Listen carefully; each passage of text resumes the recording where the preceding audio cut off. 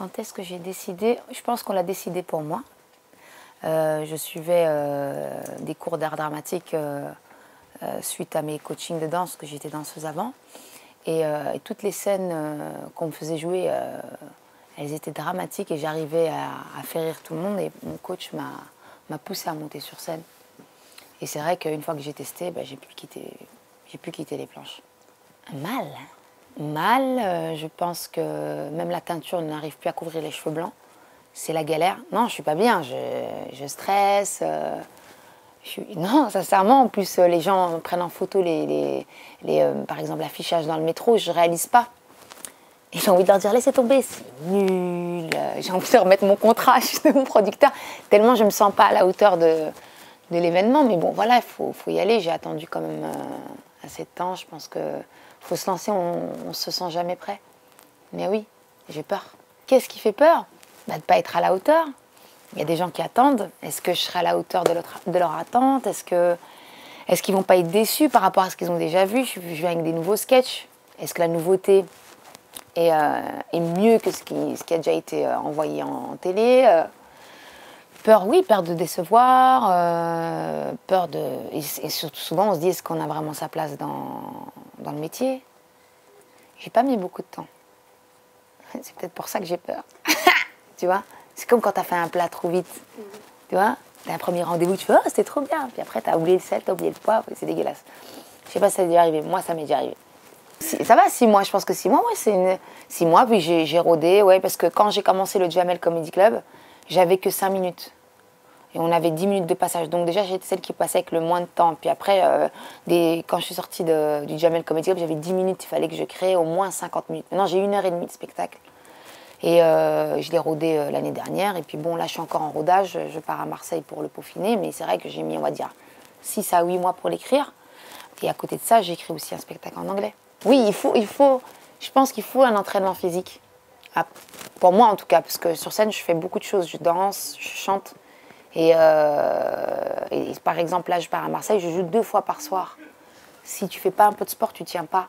Et puis la pression, des fois, elle te donne des douleurs. Moi, par exemple, j'ai très mal au dos. Avec le stress, tu te contractes et je pense que le sport m'aide beaucoup. Oui, je fais du sport. Les thèmes, c'est assez autobiographique. Donc, je parle de ma venue de Bruxelles à Paris. Et je pense qu'il y a eu quand même un choc. Parce que bon, ça reste quand même la Belgique, c'est la province un peu. Et Paris, c'était la métropole. Il y avait ce monde de la nuit que je découvrais. Puis je suis tombée dans le milieu artistique très vite. À la base, j'étais venue juste pour poursuivre mes études de marketing management et à côté être formée en danse. Mais j'ai très vite travaillé et rencontré des gens comme Lionel Richie et tous ces gens-là. Voilà quoi. Non mais... c'est vrai que j'ai rencontré pas mal d'artistes et tout, et c'est vrai que ça a été vite où je me suis dit, va falloir vite que je sois à la hauteur, travailler avec ces gens-là, et puis d'être à la hauteur des castings et des auditions. Et donc je parle des castings, je parle des auditions, je parle des danseuses, je parle de la compétition, je parle de ma double culture. Je suis belge, mais aussi algérienne. Et mes parents, quand j'ai dit à mon père que j'allais venir en France, je lui ai dit, papa, je vais être danseuse. Il m'a dit, oui, j'ai compris, tu veux devenir une pute. J'ai dit, non, je veux faire donner du plaisir aux gens, créer des œuvres, créer des chorégraphies. Il m'a dit, ah, j'ai compris, tu veux être une grande pute. Est-ce que tu vois un peu le choc des cultures? Il y a ce voyage, puis mon installation à Paris, puis ma transition de danseuse à comédienne, et puis mon premier coach d'acting, qui était complètement déluré.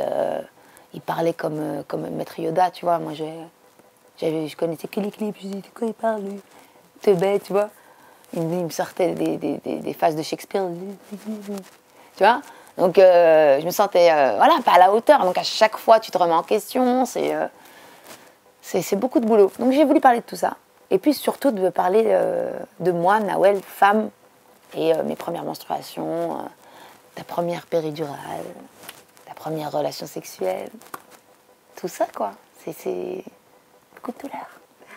J'aime tout ça. Le seul truc c'est que faut aller au bout de chaque aventure. Et pour moi déjà je débute la scène, je vais faire un beau spectacle et c'est vrai que j'ai déjà tourné J'ai été danseuse, j'ai fait aussi des comédies musicales. Et la place où je me retrouve le mieux, on va dire, où je suis le plus épanouie, c'est dans mon stand-up. Enfin, dans mon spectacle. C'est pas vraiment du stand-up. C'est là, vraiment, c'est là où je suis le plus heureuse. Quand je suis avec mon public et qu'à un moment donné où tu fusionnes, tu as l'impression que tu es chez toi, que c'est une grande table et que c'est que des potes. Quand à un moment donné, tu arrives à ce moment-là dans ton spectacle où il y a tellement une fusion avec ton public, ça vaut tous les mecs que tu as pu rencontrer. J'ai déjà commencé à jouer un peu aux États-Unis. Je fais des petites scènes ouvertes comme j'ai pu commencer ici. Donc là, je vais retourner tester en anglais et j'écris mon scénario. Voilà, on est en train d'en discuter avec un producteur. Tout ça se met en place, mais il y a aussi des castings que je passe, des scénarios qu'on m'envoie que je lis. Mais la vérité, ma priorité, c'est mon spectacle et mon lapin. C'est ça. Oui, on fait tout en même temps. Quand on a une date, on la fait. C'est bien aussi de retrouver d'autres collègues. Et puis nous, entre nanas, on est assez solidaires. Donc ça se passe bien. C'est un collectif que j'ai monté. C'est que des nanas qui s'entendent bien, matures, qui ont toutes... on va dire qu'on est toutes épanouies dans ce qu'on fait. T'as Christine Béroux qui a écrit son livre. Tu vois, t'as Nora Hamzaoui qui est sur Canal. On est vraiment toutes bien... On est épanouies. On est contente de se retrouver, on passe un moment extraordinaire. Souvent, le public, il est au rendez-vous et il y a beaucoup de générosité. Donc oui, on est même pressé à chaque fois qu'il y a une date. Parce que vraiment, ça rigole. Déjà, ça sent bon. Tu vois ? Non, c'est complètement différent. Mais bien sûr. C'est comme si tu jouais au foot avec des mecs et c'est toi qui marques. Mais c'est pas possible, tu vois. Alors que, tu vois, c'est pareil quand tu es sur scène. Tu sais, quand on passe tous des minutes, bien sûr, tu as envie que ton passage soit le meilleur. Tu vois, alors quand c'est une nana qui cartonne, c'est parce que tu es belle. Hein. C'est ça, ils vont toujours trouver des excuses, ils vont jamais te complimenter, C'est les hommes. Mais ça rend plus forte. Moi, le fait d'avoir joué qu'avec des mecs, c'est comme si je m'étais entraînée au foot qu'avec des mecs. Forcément. Ça a été plus vite, on m'a pas fait... quand t'as tes ragnagnas et que tu dis que t'as mal au ventre, ils comprennent pas. Tu dis non, je suis pas... Comment ça t'es pas bien? Allez, mets le micro, tu vois. Alors que si t'as une copine, t'as mal au ventre, tu dis attends, bouge pas, j'ai un Doliprane. Tu vois, il y a une part. Tu vois ce que je veux dire ou pas? Tout est différent. Tu vois, le rapport est différent, l'entraide est différente.